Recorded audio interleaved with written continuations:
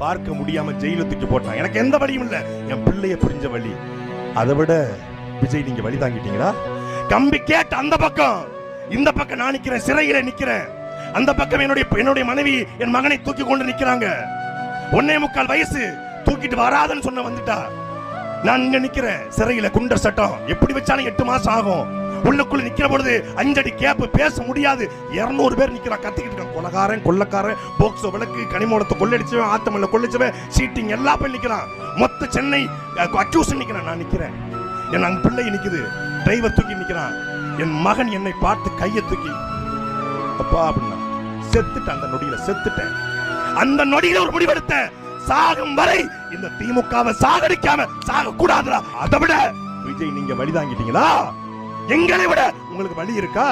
திமுகவை வீழ்த்தக்கூடிய காரணங்கள் எங்களுக்கு இருக்கு. உங்களுக்கு என்ன இருக்கு? என்ன இருக்கு உங்களுக்கு?